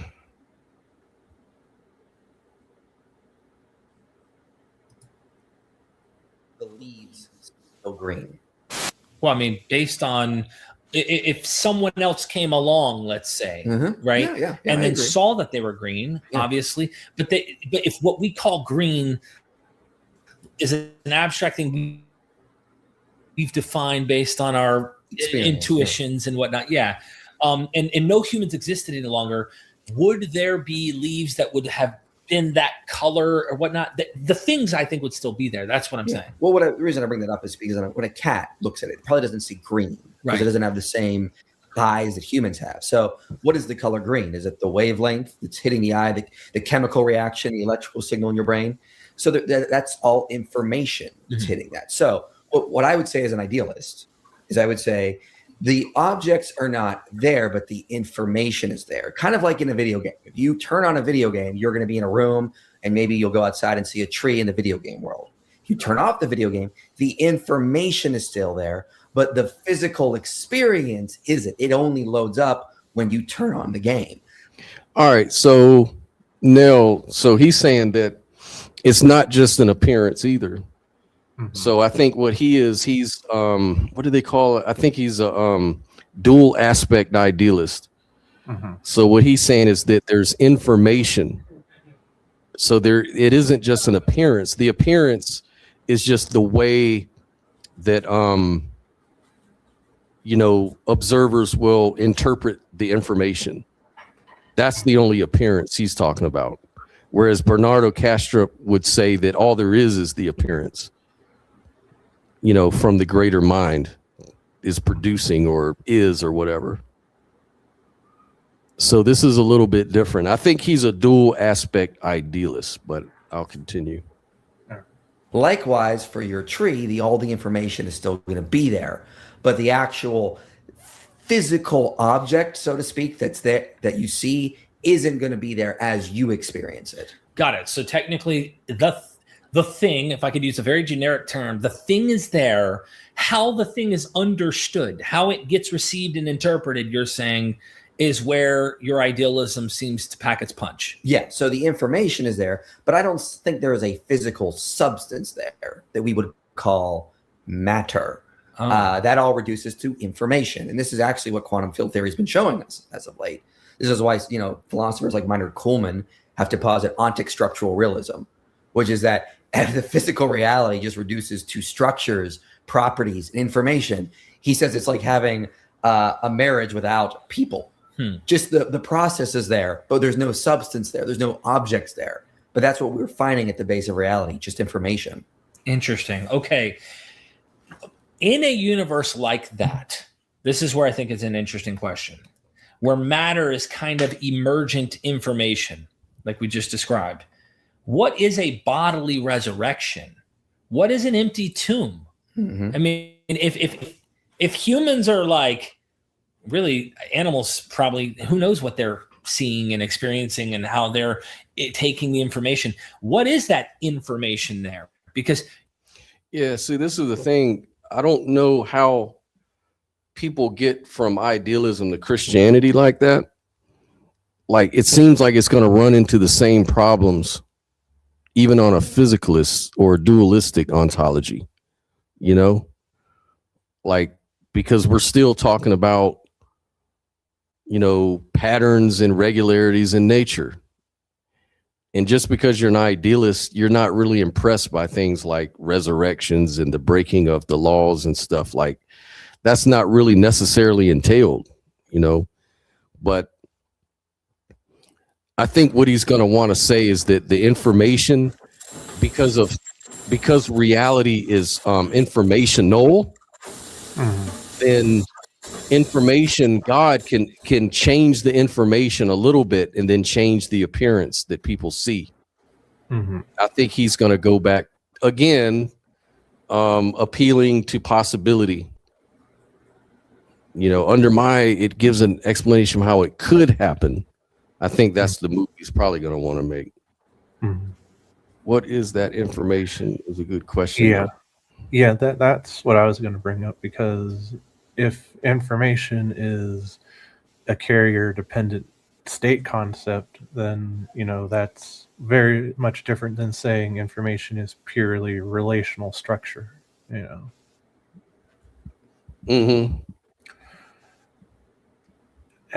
those are two different information this way and not another way. I mean, but these are like questions I don't know. Those are some deep. Well, I mean, it's like unless we were able to somehow ask Michael what he meant, which we don't have, we don't really know what he means by information. Yeah. Yeah, they'll just throw that term out there. A lot of it is built on the resurrection, the empty tomb. How do you leap from what you just described at a fundamental level of like what reality is to historical resurrection and empty tomb? I mean, listen to her. We're here because Gaza still needs your support. Headlines fade. No, the reality of our world is still a real information construct. There are still real changes happening. I'm not saying this is all just fantasy land. There really was in our physical universe that information construct, an empty tomb, a resurrection. I just think idealism explains it better because it's sort of like analogous to somebody uploading a cheat code. So since God is the programmer, so to speak, he can introduce a cheat code where resurrection happens. And then that takes place unfolding in our information reality. Okay, yeah. This builds on this. Your whole historical case rests on hard physical events in real time and space, but your metaphysics puts time and space second, downstream of consciousness. How do the historian and the idealist in you shake hands? Yeah, we're working on different layers. So I do my epistemology first, then I do my metaphysics, then I probably do my philosophy of science and philosophy of history, then I do history. So nothing changes from a substance dualist or a physicalist, well, probably from a physicalist, but nothing changes when I was a substance dualist to an idealist, because I still think there's a physical reality there. I just don't think it reduces to a substance. It reduces to an information. So it doesn't mean anything changes in terms of how I understand ethics, history, science. Those are all still real rules of this world. It's just that it's not made of a material now. Okay, this shifts a little bit to brain. And this will be the final question on this one. Maybe one more after this, but because we have so many episodes we got to get before he flies out of here. We're lucky to make this happen. Brain damage can wipe memories, flip personality. There's a good book by Mark Solms called The Hidden Spring. If anyone's in. Oh Lord, the argument from brain damage. That argument is the one that really exposes people don't understand what idealism is really trying to say.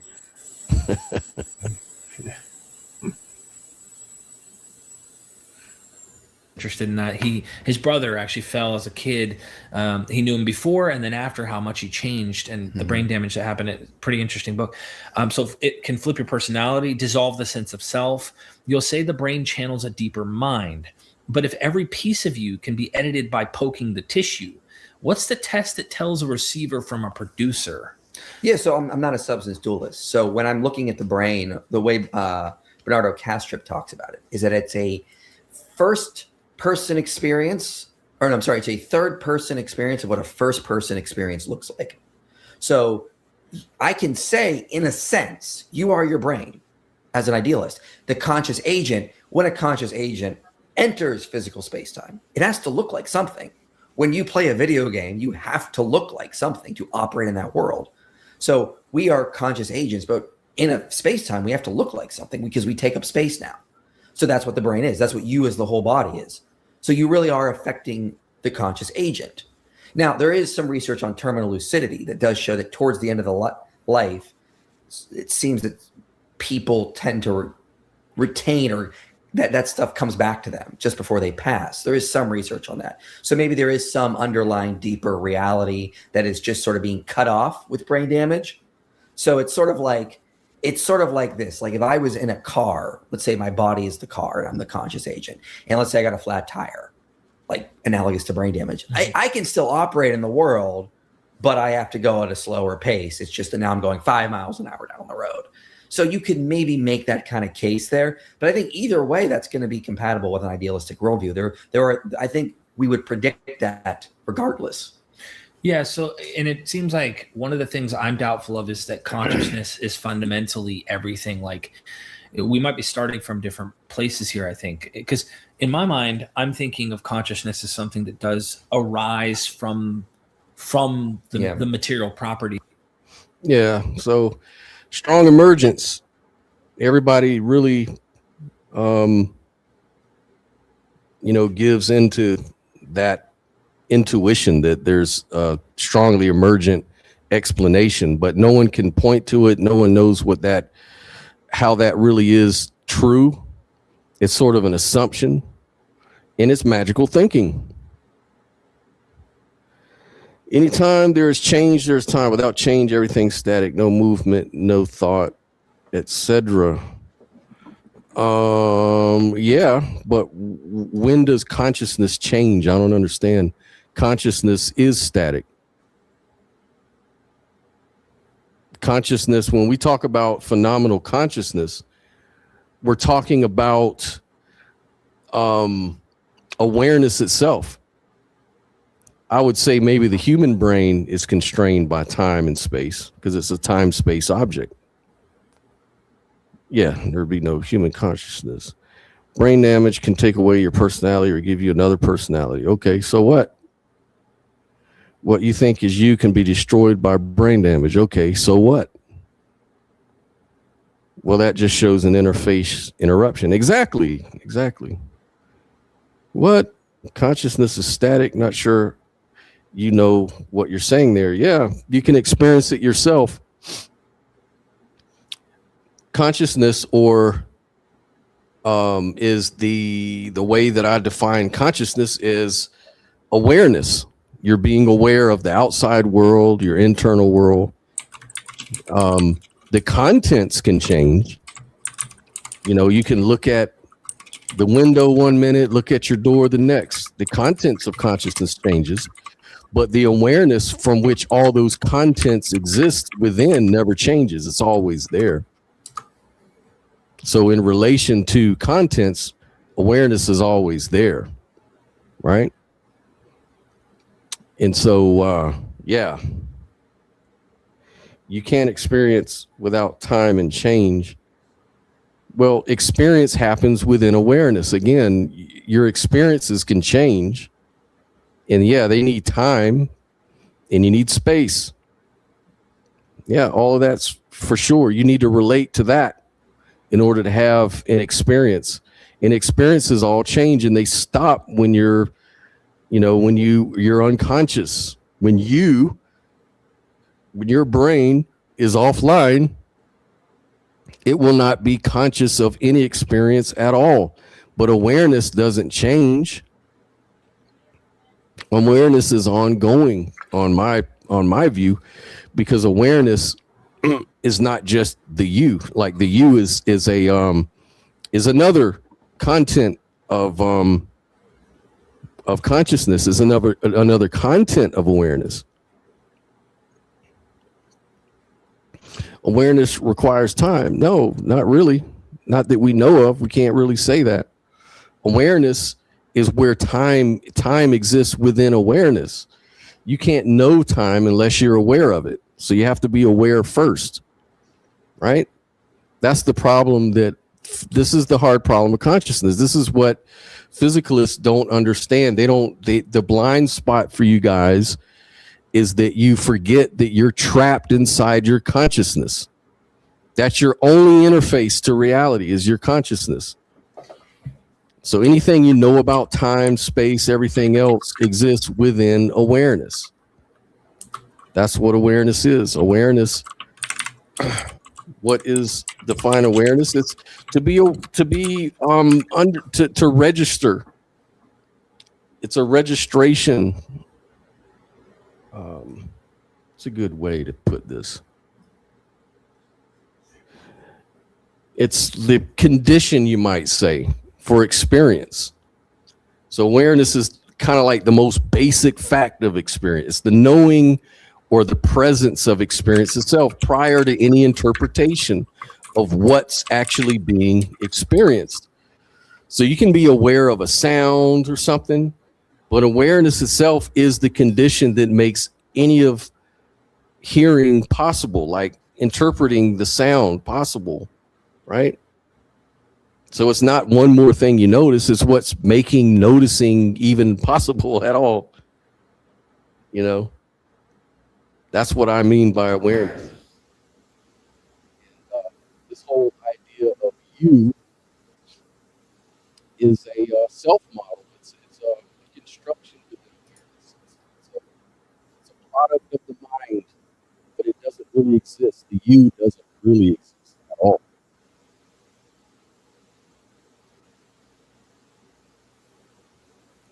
In my model, awareness is an intrinsic primordial condition, right? And that condition must exist prior to anything else. Thank you. Explanatory says you're failing to bring awareness outside of description of physical senses. Why would you? Awareness isn't a description. Awareness is where all description arises from. That's where your blind spot is, brother. Is my sound off? My problem, I'm seeing.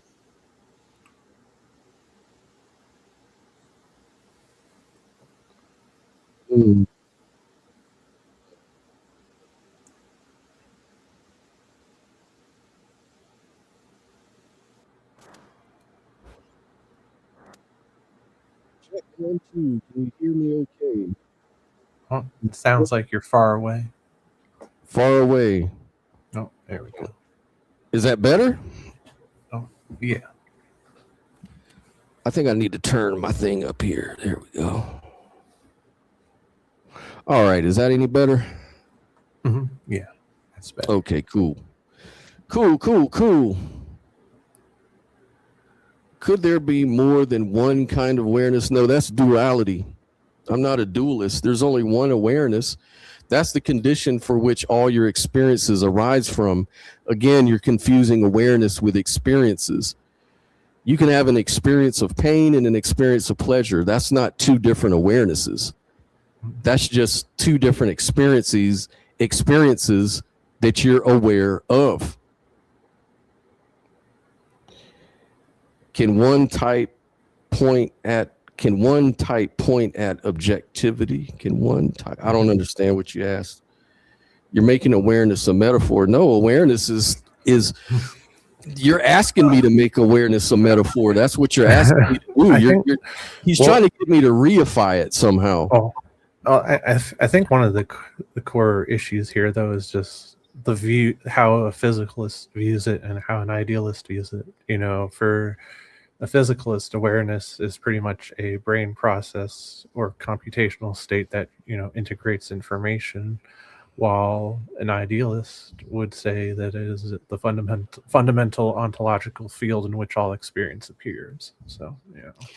See, I can make analogies, but those analogies will break down if you reify it the way he wants me to. So an analogy I would always use is like the awareness, like a screen metaphor. Like thoughts, emotions, all that stuff are images on the screen, and awareness is the fact that the screen is on. But this analogy would break down if I did reify it, because awareness is not a physical screen. It's just a metaphor, or it's for experiential presence. That's what I'm talking about. Experiential presence. It's not a thing. So, you know, I can't really reify it that way, and I wouldn't want to. That'd be fallacious. And I mean, we're using awareness here in like the minimal sense of there is something it is like, you know, the fact that experience is present at all is correct. Using it, yeah. Correct. And like I say, that arises when the relationship between a brain and the observable world can resonate for many reasons. You know, one way that I know it can't, or one that I'm not willing to grant, is it achieves this through some sort of strong emergence. And that's where physicalism gets blown out the water, in my opinion, because it says that all of that can only happen through strong emergence. But it's not something that I accept. I reject all that. Analogies are not metaphors. Why you guys don't know Wordsworth? Well, we're not as smart as you, brother. Sophia, done lots of things and had lots of non-drug related experiences, he tells Sophia. Well, the thing about exomusic, I can tell, is you're sort of solipsistic in your approach to life. If it's not part of your experience or your knowledge set, then it's all bullshit as far as you're concerned. It's all just word salad. And that's typical. That's religious thinking. That's what religious people, that's how they think. Mm-hmm. They just feel like, well, I know God exists because I've experienced God. I know Jesus loves me because I just know what I know that I know. And there's nothing you can say to challenge that because I'm just into my experience and I don't understand what you're saying. I'll just chalk it all up to word salad, useless metaphor, whatever. You know. Yeah. Not true. You didn't get that for anything I said. I think we all do. I think you have no self-awareness, exomusic. You don't see how you come across to others. You know, everybody can see that. I know Wordsworth, overflow of emotions. Anyways, let me keep on with this video. Of our nervous system, our brain, and all those things. Whereas it seems like behind that or underneath, I don't know the proper language here to define it, but it seems like prior to the material in the metaphysical, there's consciousness, or all is consciousness in your view. Is that a proper assessment? Yeah, it makes me think of C.S. Lewis when he wrote the Screw Tape Letters. Like Screw Tape says, we must convince the humans that the real world is out there, not inside. And the idealist says, no. Because again, start with what you know. You have to posit that consciousness exists. You don't have to believe there is a material world made of an actual substance. That can all be explained as information contingent on mind. So I'm a dual aspect idealist. I think there's mind and information, and the information is contingent on mind. So my argument is actually kind of from parsimony. What's easier to posit? You have to posit consciousness exists. There's no reason to think that it emerges from the brain. That's why we have the hard problem of consciousness. But if you start with consciousness, you can actually show how matter is emergent from mind. Very simple. It's just information that's contingent upon it. Explains it easy. We have good analogies with video games or dreams. So I think that's actually a far more parsimonious, rational explanation of the world we experience. Then the physical is starting with matter and then trying to say that it creates brains, that somehow consciousness emerges from. That's a far less parsimonious explanation. So this is an interesting, I felt necessary to bring this question up then, because if consciousness has to be fundamental, doesn't a cosmic mind just push the hard problem up one floor instead of answering it? So the way you just described that, it makes a bigger problem. And I remember interviewing Bernardo Castro. He's a real smart guy. And we were talking about this, and we went a step up to God's conscious mind. Yeah. And he was like, well, I think it doesn't know for sure what it's trying to do. It's trying to figure things out as well. Yeah. So he has you would disagree with him, I'm sure, on this probably issue. But it seems like it's pushing the problem up another floor, another step to try, and then now you got to answer it up here. What do you say to that? Yeah, I would say I don't agree with Castro. I don't see how it wouldn't be conscious, like the creator would be. But the hard problem is how do you get consciousness from matter? How do you get it from the brain? You wouldn't have that on my view, because I'm starting with consciousness as fundamental. It can't emerge from the physical. It's impossible, is what Castro talks about. It doesn't even make sense. So that's not a problem for us, because we just say that's fundamental. That's the most fundamental layer of reality. And so I don't think that requires a hard problem, because we're not talking. Yeah, the strong emergence is a challenge, because, just adding a gazillion zeros will never get you a non-zero number. And that's essentially what it's saying. If you just add a bunch of zero experiential pieces of matter or brain tissue and organize it in just the right way and just as complicated as you can, add up all those zeros, boom, you'll get some conscious light to kick on somehow. But there's no evidence of that. No one can reproduce that. So it's something that's in question, at least.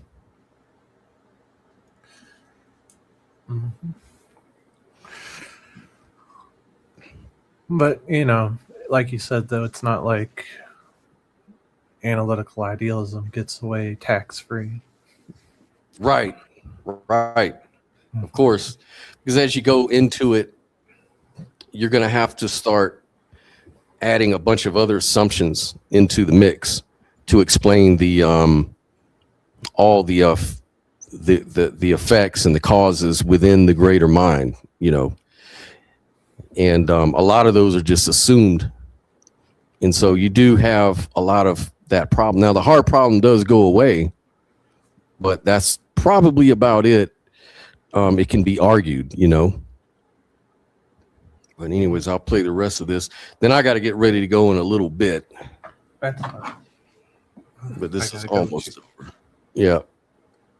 Talking about emergence. I guess it would also depend on, I mean, we're all experiencing things. I think consciousness is this experience. So then, like, what is consciousness is the question. I think. Exactly. And the answer is consciousness is consciousness. It's in its own category. Mhm. When you ask what is consciousness, you're assuming in the question that it is made of something, or it Mhm. comes from something, or emerges. And we just say it's in its own category. It is consciousness. You can't reduce it to anything else. And so some, I imagine, brain scientists and others trying to handle this problem, Daniel Dennett, others, look at it and go, okay, I think what it is observer, you know, it's all these different things. And our brains are highly evolved, obviously. So we have a different way of which we're experiencing the world, different from, like, name some really primitive type of. The idea is that, like, the complex human brain produces human consciousness, and then there's evidence that pushes back against that, like cases of I think it's called hydroencephalus, something like that. I forget the actual term, but these are cases where a lot of the brain is just fluid. But these people a lot of those cases, they don't even realize they have that until much later in their life. They go get a brain scan and they're adults, but they've had jobs their whole life. They have IQs over 80, for example, and they're just living normal lives. They're conscious human beings. So, like, if the complex human brain with all its working is producing consciousness, what do we do with cases where, like, you know, like 90% of the brain is fluid? That shouldn't happen. So I think that's evidence that pushes against that. So, okay, that's why Mark Solm's book, I'll end on this note, and feel free to push back, whatever. Mark Solm's book on the hidden spring covers this and talks about examples where people were born without a cortex at all, have consciousness. But then his argument is that consciousness isn't dependent upon cortex. It's deeper. It goes down into the brainstem and the neurological system. So it's, you know, the reptilian goes deeper. So the cortex is a higher point of human evolution.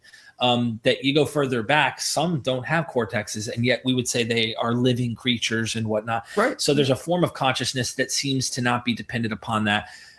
Anyway, this gets to a question of what is life, right? Because consciousness is another thing. And your suggestion is, answer this, if you don't mind, as we're exiting this, is that consciousness is not life dependent at all. It seems like it could be life as in, like, organisms, things that have organic material that make them living. We would look at trees, we'd look at plants, we'd look at animals that function and seem to experience things, rather than a rock where you might say, no, I think even rocks and all things.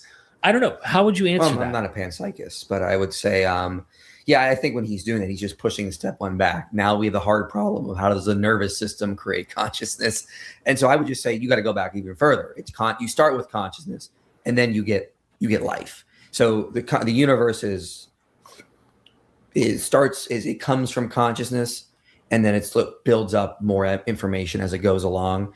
And so as a theist, I'd say God created a reality in his image, so to speak. He created another consciousness, and then that manifests in different ways, and that's who we are as life, basically. Would you say image means looks like? That's a different show. No, thank you so much.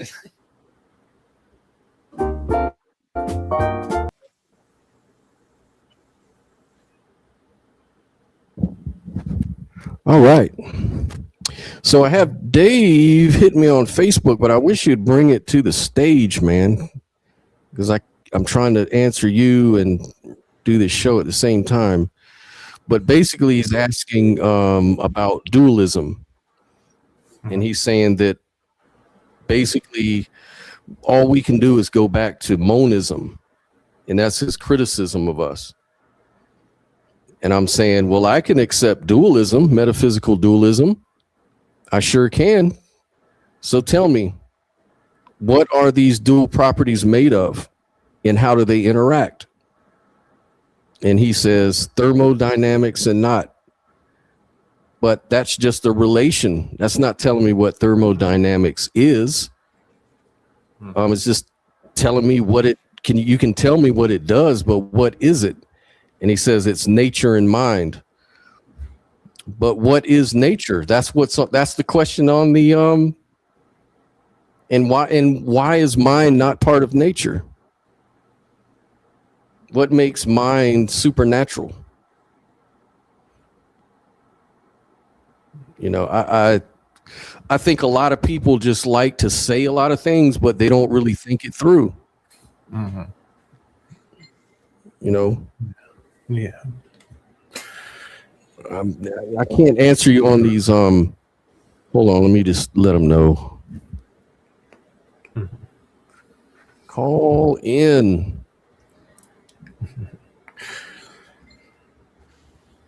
And then he says, yeah, well, it just doesn't have a lot of value to me.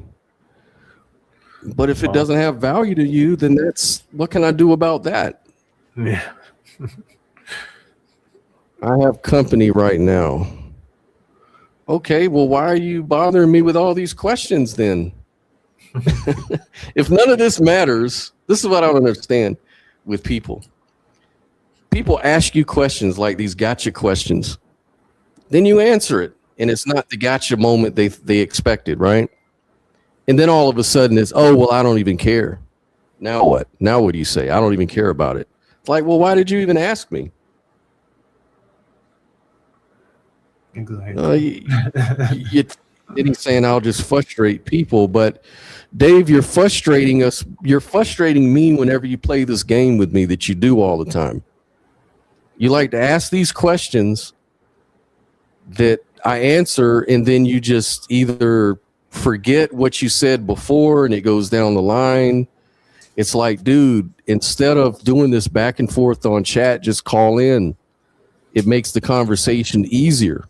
There's nothing frustrating about that. What's frustrating is not being able to communicate effectively with you. That's what's frustrating. Mm-hmm. But I will say this when it comes to getting back to analytical idealism and it having its own issues, you know, like it sort of builds up a structured debt. You know, it must explain, you know, stable physical laws and experience, persistent objects, consistent causal structure, coherent subjects, you know, the disassociation boundaries, cross-perspective regularities. So, you know, you can ask, is structure doing explanatory work or is conscious alone doing it? And if they answer with consciousness, well, if consciousness alone is doing all the work, structure becomes a mysterious brute regularity. Whereas if structure does the work, then consciousness becomes the arena of structure, not the explanation of it.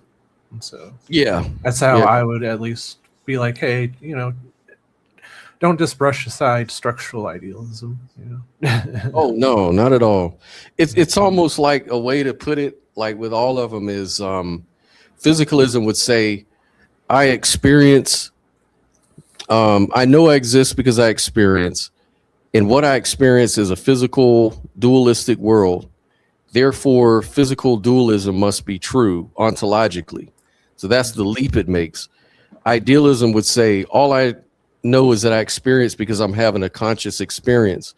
Therefore, the only thing that exists is conscious experience. That's their leap. And then with this relational model, it's saying that I'm conscious, so I know I exist, but all I infer is relations. You know, in other words, that physical world seems to be this thing, that thing, duality, this duality. But that duality is grounded in how they relate to each other. Yeah, and if all I can infer is relations, then consciousness is relations, and if Yeah, that's consciousness. true, then consciousness is structure. Yeah. Yeah. There you go. Perfect.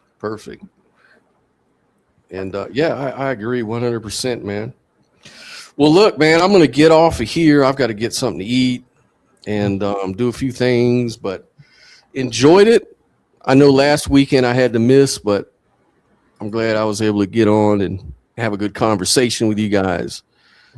And hopefully we'll have some good topic next weekend. All right, man. We'll see you later, Neil. And thanks everybody for jumping on and watching. Appreciate that. And please like and support. I mean, if you like what I do at the channel, and I'm trying to put up more videos and more diverse content to make it a little more interesting. So if you like what I'm doing, man, like and subscribe, support the channel. I appreciate all of you guys.